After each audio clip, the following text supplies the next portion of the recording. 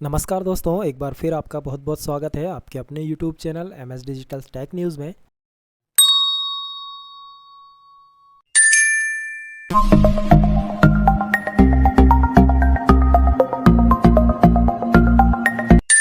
आज के इस वीडियो में हम आपको जो RTE का फॉर्म है, जो नर्सरी से क्लास 1 के लिए फ्री स्कूल में जो एडमिशन होते हैं प्राइवेट स्कूल में, उसका फॉर्म आप कैसे ऑनलाइन फिल करेंगे ये वीडियो में हम आपको बताने वाले हैं। वीडियो और जानकारी अच्छी लगती है तो वीडियो को लाइक शेयर जरूर कीजिएगा, साथ ही चैनल को सब्सक्राइब करना बिल्कुल भी नहीं भूलिएगा।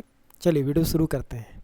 इसके लिए सबसे पहले आपको गूगल ओपन कर लेना है और गूगल पर आपको सर्च करना है RTEMP लिखकर आपको सर्च कर लेना है। जैसे ही आप सर्च करेंगे ये देखिए आपके सामने एक वेबसाइट आएगी राइट टू एजुकेशन वाली, इस पर आपको क्लिक कर देना है। जैसे ही आप क्लिक करेंगे ये इसके होम पेज पर आ जाएंगे आप वेबसाइट के।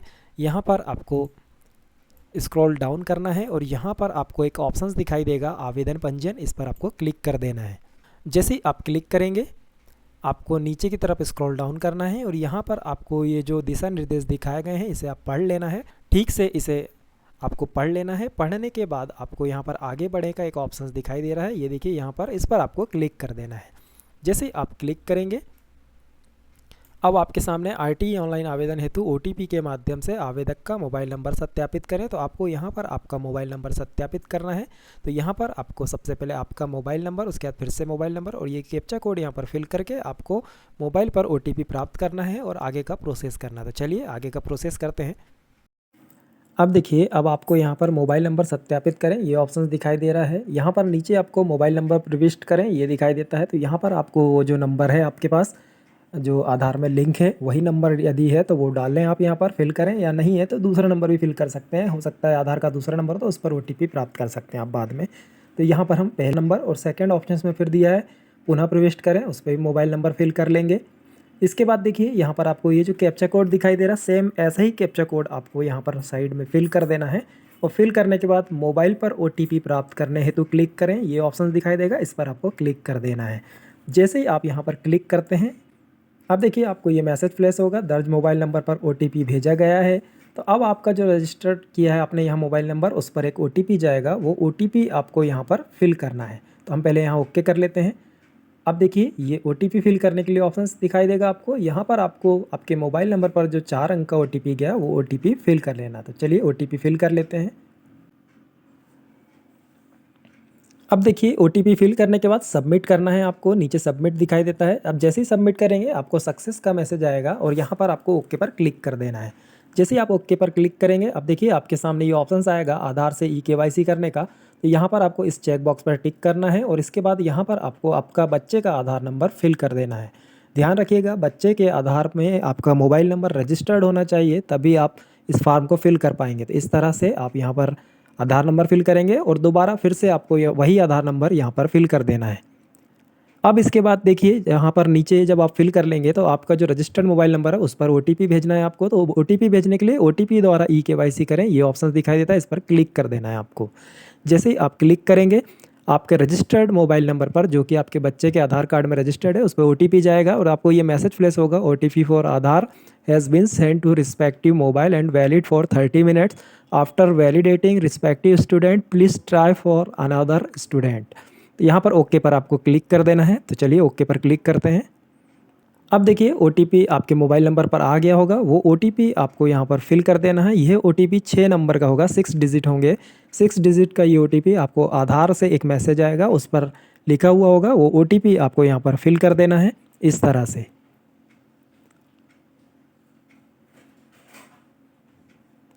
अब वैलिडेट OTP, इस पर क्लिक करेंगे आप। जैसे ही आप क्लिक करेंगे सक्सेस आधार ऑथेंटिकेटेड सक्सेसफुली, ये ऑप्शन दिखाई देगा, आपको ओके कर देना है। अब देखिए आपके सामने फॉर्म ओपन हो जाएगा, यहाँ पर आपको फॉर्म फिल करना है।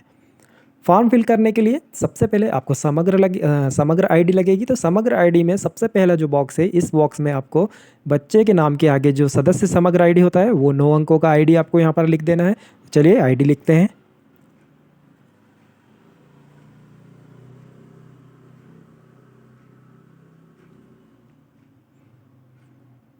अब देखिए फैमिली ID ऑटोमेटिक आ जाएगा, यहाँ पर आपको कुछ भी नहीं करना है। अब नीचे स्क्रॉल डाउन करना है।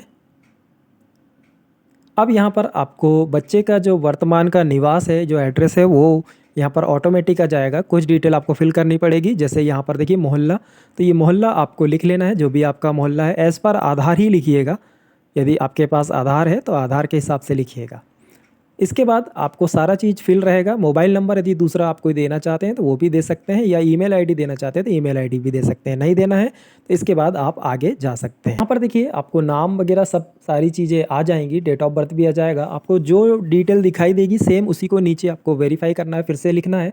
जैसा नाम लिखा है नाम के नीचे आपको नाम लिख लेना है, सरनेम उपनाम के नीचे उपनाम लिखना है, और डेट ऑफ बर्थ के नीचे डेट ऑफ बर्थ जैसा दिखाई दे रहा वैसा आपको ये आपका जो बर्थ सर्टिफिकेट है बच्चे का उसमें से देखकर लिखना है। तो बच्चे का बर्थ सर्टिफिकेट ले लेंगे आप, और उसमें जो नाम है सेम नाम की स्पेलिंग यहाँ लिख लेंगे, उसके बाद सरनेम लिखेंगे और उसके बाद डेट ऑफ बर्थ लिख लेंगे। तो चलिए तीनों चीज़ लिख लेते हैं। सबसे पहले नाम,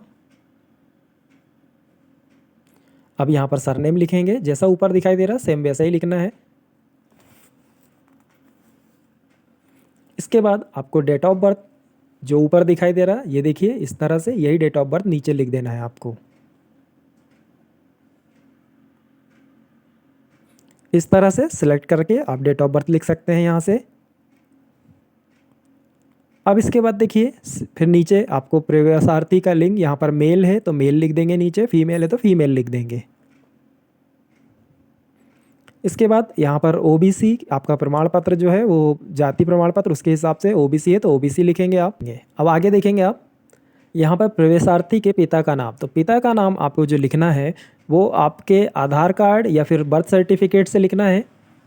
कोशिश करें कि जो आपके बर्थ सर्टिफिकेट में नाम है वही नाम आपको यहाँ पर लिखना है। वैसे तो ऑटोमेटिक आ जाता है, कई बार नहीं आता है, नहीं आता है तो आपको लिखना होगा। उसके बाद यहाँ पर पिता की समग्र आईडी, तो पिता के नाम के आगे समग्र आईडी में जो सदस्य आईडी होती है वो आईडी आपको यहाँ पर फिल करना होगा।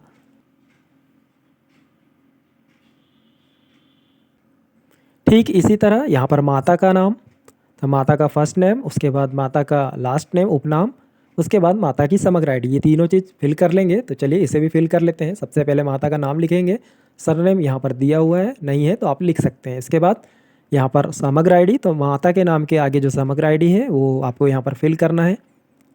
9 अंकों की सदस्य आईडी फिल करेंगे आप, ध्यान रखिएगा यहाँ पर। इसके बाद देखिए प्रमाण पत्र का जो आप जिस बेस पर यहाँ पर फॉर्म फिल कर रहे हैं वो आपको यहाँ पर डॉक्यूमेंट दिखाई दे रहे हैं। तो यहाँ पर ये सारे आपको पढ़ लेना है। आप जिस भी इसमें कैटेगरी में आ रहे हैं उस कैटेगरी का आप टिक कर देंगे, उसके बाद आप आगे बढ़ेंगे। तो यहाँ पर आपको जो भी श्रेणी सेलेक्ट करना, जैसे हम यहाँ पर बीपीएल कार्ड है तो बीपीएल सेलेक्ट करेंगे। जैसे ही आप यहाँ पर बीपीएल पर टिक करेंगे तो देखिए इस तरह से बीपीएल सर्वेक्षण संख्या ये आपको ऑप्शंस दिखाई देगा। तो ये आपको राशन कार्ड में नहीं मिलेगा, आपके पास एक सर्टिफिकेट होगा बीपीएल का, उस बीपीएल के सर्टिफिकेट में आपका बीपीएल सर्वेक्षण संख्या होगा, तो वो आपको यहाँ पर लिखना है और उसी सर्टिफिकेट को आपको अपलोड भी करना है। आपको ऐसा नहीं है कि आप राशन कार्ड को अपलोड कर देंगे, ऐसा नहीं है। हाँ लगा सकते हैं साथ में वेरिफिकेशन के लिए, लेकिन आपको जो अपलोड करना है, जो डिटेल फिल करनी है इसी से करना है। मान लीजिए आपके बीपीएल सर्टिफिकेट में डेट नहीं है तो आप क्या करेंगे, राशन कार्ड में जो आपका डेट है वो डेट आप यहाँ पर फिल कर सकते हैं।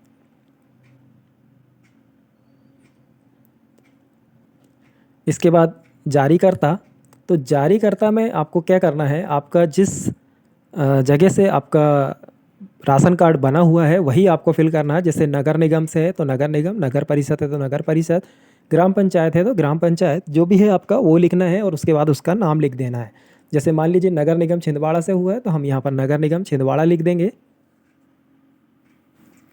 अब देखिए अब इसके आगे का देख लेते हैं। तो यहाँ पर अब आपको आपका जो स्कूल है उसे सिलेक्ट करना है, और स्कूल के लिए आपको क्या करना है, सबसे पहले आपकी क्लास सेलेक्ट करना है, आप किस क्लास के लिए डाल रहे हैं। यदि आपका बच्चा 3 साल का है तो आप नर्सरी सेलेक्ट करेंगे, 3 से ऊपर है यदि आप 4 साल का बच्चा है KG1 सेलेक्ट कर सकते हैं, 5 साल का है तो आप क्लास 2 भी सिलेक्ट कर सकते हैं।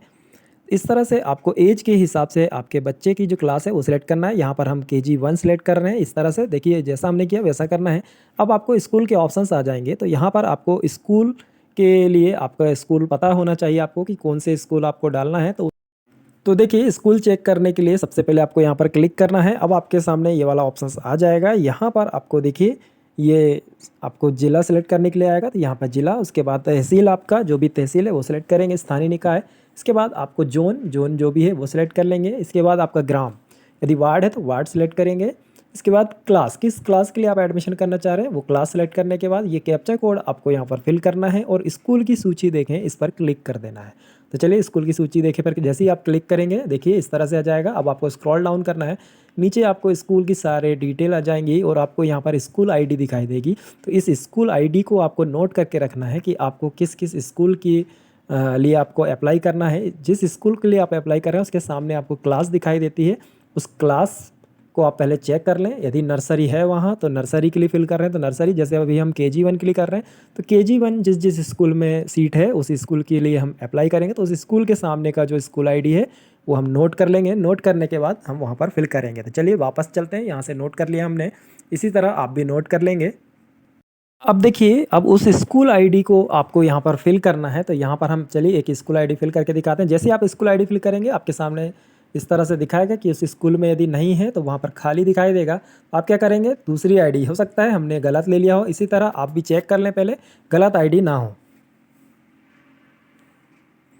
अब देखिए यहाँ से हम फिर से आईडी ले रहे हैं। ये देखिए नर्सरी, हमने नर्सरी की आईडी ले लिया था, नर्सरी यहाँ पर एडमिशन है इसलिए हम दूसरा स्कूल सेलेक्ट करेंगे। हमको KG1 चाहिए तो हम KG1 जिस स्कूल के सामने लिखा है उस स्कूल की आईडी ले लेंगे। तो चलिए ये KG1 ले लेते हैं हम यहाँ से और फिर फिल करके दिखाते हैं आपको।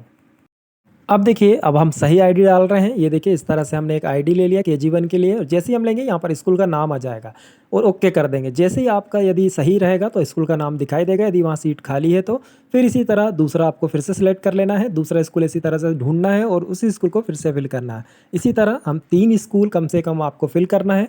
3 स्कूल फिल करे बगैर आपको नहीं रहना है, आपको 3 स्कूल कम से कम फिल करना पड़ेगा। तो आप यहाँ पर जो पहला स्कूल लेना चाहते हैं वो पहला ले लीजिए, ताकि आपको पहले स्कूल में एडमिशन नहीं मिलता है तो दूसरा आपको चॉइस करना है जिस दूसरे स्कूल में आप एडमिशन ले सकें। इसी तरह आपको 3 स्कूल सेलेक्ट कर लेना है और उसमें फिल करना। तो चलिए हम 3 स्कूल सेलेक्ट कर लेते हैं और फिल करते हैं। चलिए ये देखिए ये हम तीसरा स्कूल ले लिया हमने, ये तीसरा स्कूल ओके कर देंगे।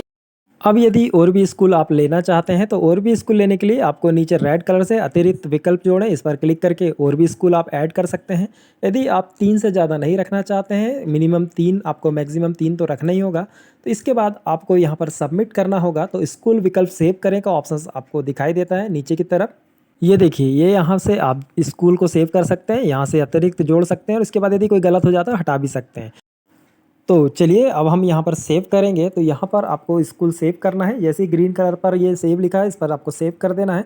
जैसे ही आप क्लिक करेंगे देखिए सूचना आएगा, ओके कर देना है, आपके स्कूल सेव हो जाएंगे। अब देखिए अब नीचे ये ऑप्शंस आएंगे आपको, यहाँ पर आपको आपका ज़िला सिलेक्ट कर लेना है, यहाँ पर आपको आपका तहसील सिलेक्ट करना है। जैसे ही आप यहाँ पर अपनी तहसील सिलेक्ट करेंगे आप, उसके बाद आपको यहाँ पर जन शिक्षा केंद्र दिखाई देंगे। तो आपको जिस जन शिक्षा केंद्र में आप वेरिफिकेशन करवाना चाहते हैं उस जन शिक्षा केंद्र को आप सिलेक्ट कर लेंगे। तो चलिए हम यहाँ पर एक जन शिक्षा केंद्र सिलेक्ट कर लेते हैं।